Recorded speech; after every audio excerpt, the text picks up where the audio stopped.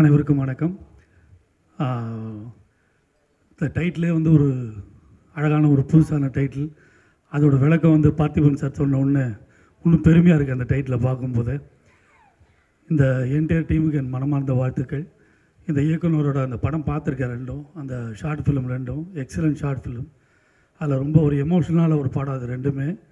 இந்த படத்தில் ஒரு ஃபாதர் அண்ட் சன் கதைன்னு சொல்லும்போது டெஃபினட்டாக அந்த மாதிரி ஒரு பாயிண்ட் இருக்கும். இல்லைனா எங்கள் தலைவர் பாரதி சார் டெஃபினட்டாக இதில் பண்ண மாட்டார்.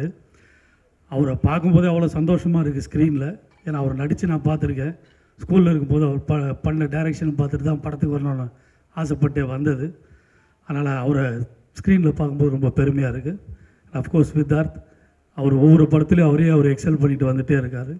ரொம்ப அழகாக பார்த்திபன் சொன்ன மாதிரி இந்த படத்துலேருந்து அந்த வெற்றிகள் தொடர என் மனமார்ந்த வாழ்த்துக்கள். எல்லா படத்தையும் வந்து இப்போ ஷார்ட் ஃபார்மில் சொல்கிறாங்க. ஏஒய்எம் அச்சம் என்பது மடைமையடா, கேவி காற்று வெளியிலே, குரங்கு பொம்மையின் போது எல்லா பெரிய இயக்குநர்களோட பேர் இருக்கிற மாதிரி K B, K Balachander sir, K Parthiban sir, R Parthiban sir, K Bhagyaraj sir, Bharathiraj sir, எல்லா விதம் அடங்கியிருக்கு. ஸோ இந்த கேபி டெஃபினட்டாக ஒரு மிகப்பெரிய வெற்றி அடைய மனமார்ந்த வாழ்த்து.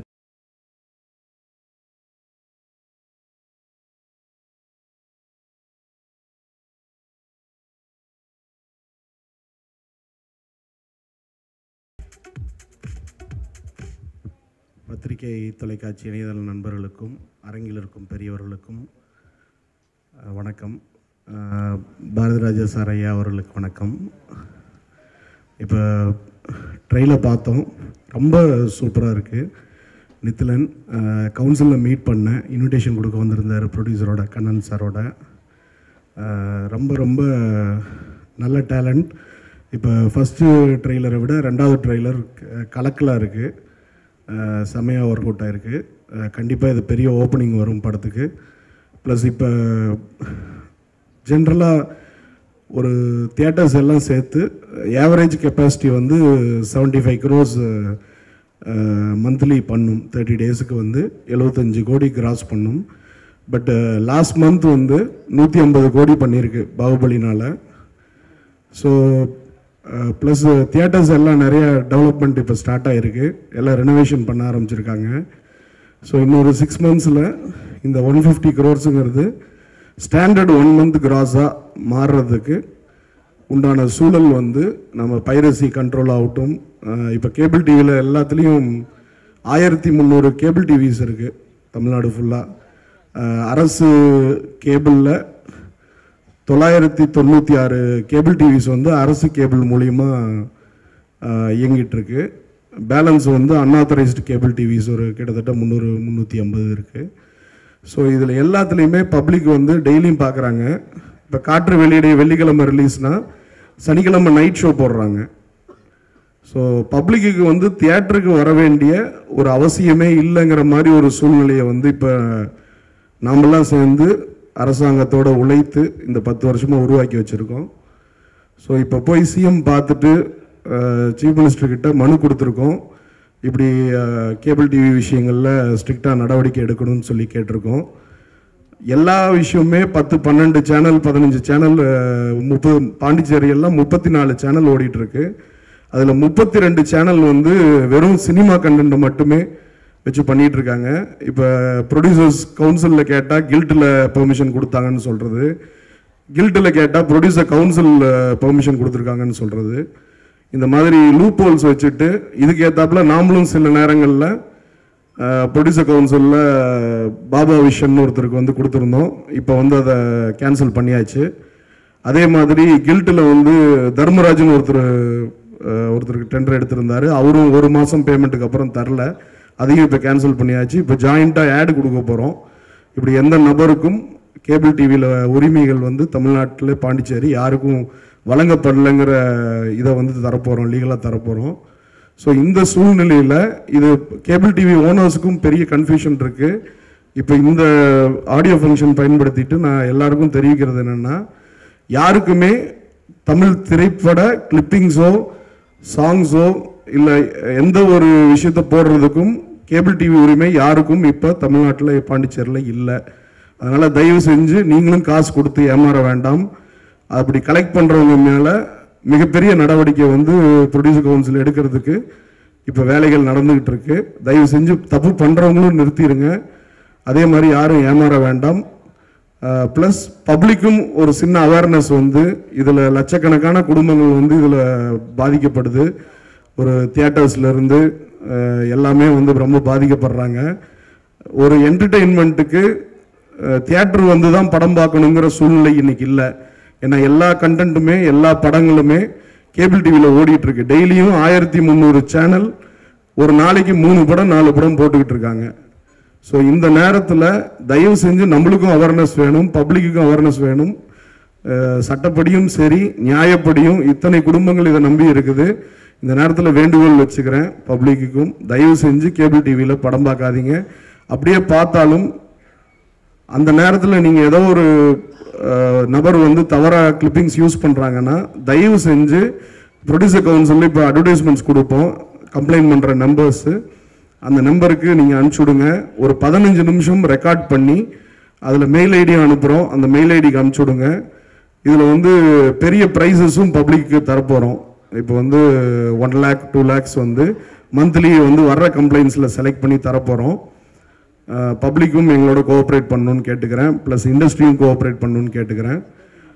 இன்னொரு 6 மாதத்தில் இன்னும் பெட்டர் என்விரான்மெண்ட், இப்போ குரங்கு பொம்மை மாதிரி ஒரு படம் ஹிட் ஆகுறப்ப இன்னைக்கு வந்து ஒரு 4லேருந்து 5 ரூபாய் கலெக்ஷனோட நின்றும். அதே ஆந்திரா வந்து கிட்டத்தட்ட ஒரு 15 கோடி ரூபாய் ஷேர் வரக்கூடிய ஒரு சூழ்நிலை இன்னைக்கு சின்ன படங்களுக்கும் இருக்கு. அந்த சூழ்நிலை வந்து தமிழ்நாட்டிலையும் வரணும்னு நான் விரும்புகிறேன். அதுக்காக உழைச்சிக்கிட்டு இருக்கிறோம். ப்ரொடியூசர் கவுன்சிலில் டே நைட் உழைச்சிக்கிட்டு இருக்கிறோம். இதுக்கும் நீங்கள் ஒத்துழைப்பு தரணும்னு நான் வேண்டி விரும்பி கேட்டுக்கிறேன். ப்ளஸ் இப்போ இன்னைக்கு தெலுங்கானா கவர்மெண்ட் வந்து அனௌன்ஸ் பண்ணியிருக்கு, மினி தியேட்டர்ஸ் பெர்மிஷன் அனௌன்ஸ் பண்ணியிருக்கு. Ticket rate flexi ticket rates 2 வாரத்துக்கு 3 வாரத்துக்கு என்ன டிக்கெட் ரேட் வேணாலும் தியேட்டர்ஸ் வச்சுக்கலாம். இப்போ குரங்கு பொம்மை, துருவங்கள் 16 மாதிரி படங்கள் வர்றப்ப நம்ம பப்ளிக்கை அட்ராக்ட் பண்ணுறதுக்கு ஒரு டிக்கெட் ரேட் வைக்கலாம். அதே பாகுபலி மாதிரி ரொம்ப செலவு பண்ணி ஒரு ரொம்ப பிரம்மாண்டமான ஒரு படம் வர்றப்ப, ரஜினி சார் 2.0 அப்படி வர்றப்ப அதுக்கான டிக்கெட் ரேட்ஸ் வந்து நம்ம ஜாஸ்தி பண்ணி வச்சுக்கிறதுக்கான ஃப்ளெக்ஸ் எல்லா தொழிலையும் இருக்கிற ஒரு ஹோட்டல் நடத்துகிறவங்க இருக்கிற சுதந்திரம், மற்ற தொழில்கள் பண்ணக்கூடிய நபர்களுக்கு இருக்கிற சுதந்திரம் வந்து சினிமா துறைக்கும் தெலுங்கானா கவர்மெண்ட் வந்து இன்னைக்கு அனௌன்ஸ் பண்ணியிருக்கு. ப்ளஸ் ஷூட்டிங் பெர்மிஷன்லேருந்து பல நல்ல விஷயங்கள், ஸ்டுடியோஸ் மறுபடியும் 100கணக்கான ஏக்கர் ஸ்டுடியோ கட்டுறதுக்கு அலாட் பண்ணியிருக்காங்க. நம்ம கவர்மெண்ட் கிட்டையும் சிஎம் கிட்ட வந்து இதுக்கான அப்ளிகேஷன் கொடுத்துருக்கோம். கண்டிப்பாக அதன் மேலே நடவடிக்கை எடுத்து சீக்கிரம் இன்னைக்கு அழிவில் இருக்கும் சரிந்து கொண்டிருக்கும் தமிழ் சினிமாவை திரும்பவும் நிமிர்த்தி நல்ல படைப்புகளையும் ஆரோக்கியமான சிந்தனைகளையும் வர்றதுக்கு சூழ்நிலையை வந்து கண்டிப்பாக கவர்மெண்ட் ஏற்படுத்தி தருவாங்கன்னு நம்பிக்கை இருக்குது. சிஎம் மேலேயும் நம்பிக்கை இருக்குது, கண்டிப்பாக பண்ணி தருவாங்கன்னு இருக்கு. ப்ளஸ் ஜிஎஸ்டியை பற்றி இப்போ ஒரு பிரச்சனைகள் ஓடிட்டு இருக்கு. அதுவும் ரெப்ரசன்ட் பண்ணியிருக்கோம். சென்ட்ரல் கவர்மெண்ட்டுக்கு ரெப்ரசன்ட் பண்ணியிருக்கோம், ஃபைனான்ஸ் மினிஸ்டருக்கு ரெப்ரசன்ட் பண்ணியிருக்கோம். கண்டிப்பாக அது மேலேயும் ஒரு நல்ல இன்னைக்கு 28% ஸ்லாப்ல வச்சுருக்காங்க.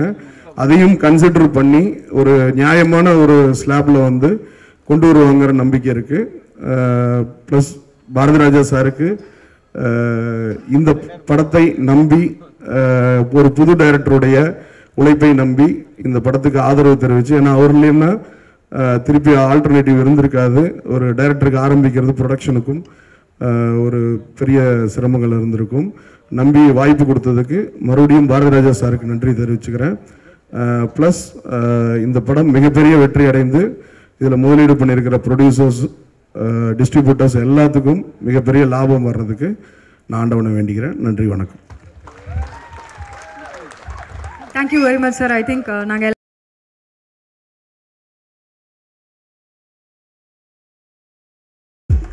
அனைவருக்கும் வணக்கம்.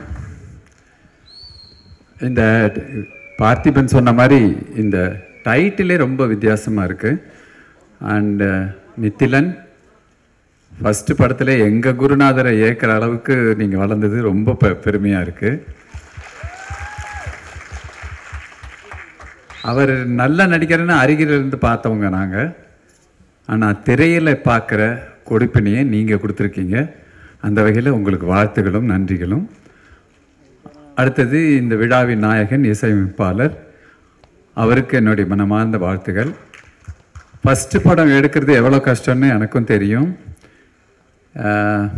இப்போ இந்த படத்தை துணிஞ்சு தம்பி விதார்த்தை வச்சு மட்டும் இல்லாமல் மற்ற புது இயக்குநர்களுக்கு வாய்ப்பு கொடுத்துருக்கீங்க. அந்த வகையில் தயாரிப்பாளர்களுக்கு என் துறை சார்ந்த நன்றி. முன்னெல்லாம் இந்த மாதிரி ஒரு டெஸ்டிங்காக ஒரு படம் எடுத்தால் கே பாலச்சந்தர் இருக்கும்போது என்னப்பா இப்படி படம் எடுத்துட்டான் அப்படின்னு டைரக்டர்ஸ் யூனியனில் அவங்கள கூப்பிட்டு அந்த பர்டிகுலர் இயக்குனரை கூப்பிட்டு ஒரு சால்வை புத்தி ஏதோ ஒரு விருது ஒன்று கொடுத்து வாழ்த்துவாங்க.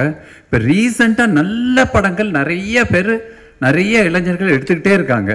8 தோட்டாக்கள்னு ஒரு படம், அப்படி வரிசையாக எடுத்துகிட்டே இருக்காங்க. அவங்களுக்கான அங்கீகாரம் இயக்குனர் சங்கத்தில் திரு விக்ரமன் அவர்களுக்கு கவனத்துக்கு கொண்டு போகிறதுக்காக நானும் செயற்குழு உறுப்பினராக இருக்கேன். அதனால் கண்டிப்பாக இதை செயற்குழுவில் சொல்லி அவங்கள கூப்பிட்டு பாராட்டினா ஒரு இயக்குனர் சங்கம் பாராட்டும் போது அதுக்கு ஒரு தனி பெருமை கிடைக்கும். அதை செய்வாங்கங்கிற நம்பிக்கை இருக்குது. ஏன்னா பாலச்சந்தர் ஏற்கனவே சேரன் இந்த மாதிரி பொற்காலம் அதுக்கு போதெல்லாம் எடுத்து அவங்களுக்கு விருதெல்லாம் கொடுத்தாங்க. அதே மாதிரி இந்த படத்துக்கும் சீக்கிரமே அந்த இயக்குனர் சங்கத்தில் ஒரு சின்ன ஒரு பாராட்டு விழா பண்ணணும். அந்த அளவுக்கு இருக்கணும். தேனப்பனை பற்றி சொல்லவே வேணாம், வாழ்க்கையிலே வில்லனவன். அதனால் அது படத்தில் அப்படியே இயற்கையாக நடிக்கிற மாதிரி இருக்குது. நடிக்கிறது இல்லை, வாழ்ந்திருக்காருன்னு சொன்னாங்க. உண்மையிலே அப்படி தான் இருக்குது. அவருக்கும் என்னுடைய வாழ்த்துக்கள். மற்றும் இந்த படத்தில் ஒர்க் பண்ண அனைத்து தொழில்நுட்ப கலைஞர்கள் மற்றவர்களுக்கும் என்னுடைய வாழ்த்துகளும் நன்றிகளும். தேங்க்யூ. தமிழ் மணக்கும் தாழம்பூ சொற்களால் அனைவருக்கும் வணக்கம். குரங்கு பொம்மை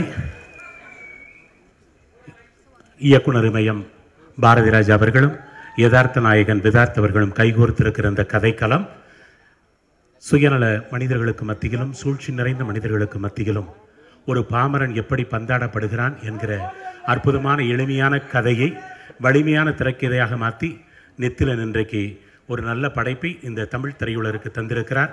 வாழ்த்துக்கள் நித்திலன். அலைகள் இல்லாத பசிபி பெருங்கடலை போல சலனமே இல்லாமல் எங்கள் மணவானில் சஞ்சரித்திருக்கிற நித்திலன் தமிழ் திரையுலகில் குறிப்பிட்ட இயக்குனராக வருவார்.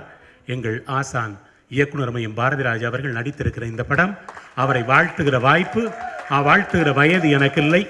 ஆனால் ஒரு குழந்தை முத்தமிடுகிற உயரத்தில் தாயின் கன்னம் இருப்பது குழந்தைக்கு கிடைத்த பாக்கியம். ஒரு காதலியின் முத்தம் எண்ணத்திற்கு அழகு, ஒரு குழந்தையின் முத்தம் உங்கள் கன்னத்திற்கு அழகு. இந்த குழந்தையின் முத்தம் எப்பொழுதும் உங்களுக்கு உண்டு. அன்பு என்கிற உறவு சொல்லை முன்வைத்து, நன்றி என்கிற மரபு சொல்லை பின்வைத்து குரங்கு பொம்மை வெற்றியடைய வாழ்த்துகிறேன். நன்றி, வணக்கம். தாய் தந்தை இறந்தவன் எனக்கு தாயாகவும் தந்தையாகவும் இருந்து என்னை வழிநடத்தி கொண்டிருக்கோம் என் அன்பு ஐயா இமயம் அவர்களே, உங்கள் பேச்சொல்ல எனக்கு நடுக்கம். இமயமே, நீங்கள் நடித்திருக்கின்ற படம் தமிழ் திரையுலகத்தில் 42 ஹீரோனி, எத்தனை கதாநாயகர்கள், எத்தனை அடிச்சுவடுகள், உங்கள் பாதச்சுவடுகளை தொட்டு இந்த சினிமா வழி நடந்து கொண்டிருக்கின்றது. இந்த நல்ல தருணத்திலே இரவு கூட நீங்கள் நித்திலனை பற்றி தான் பேசி கொண்டிருந்தீர்கள். நித்திலன் அவர்களே, ஐயாவுடைய நெஞ்சத்தில் நீங்கள் வாழ்ந்து கொண்டிருக்கின்றீர்கள். இதை விட ஒரு பாராட்டு உங்களுக்கு இருந்திருக்க முடியாது. வருகை புரிந்த அனைவருக்கும் என் வாழ்த்தினை பதிவு செய்து நன்றி பெற்று விளைவேன். நன்றி, வணக்கம்.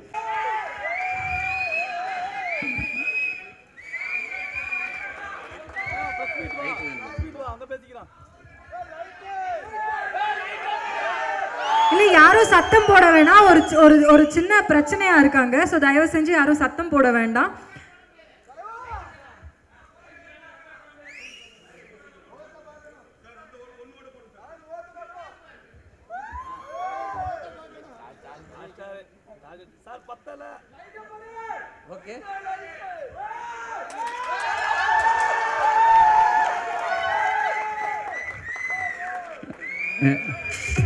எல்லாருக்கும் வணக்கம்.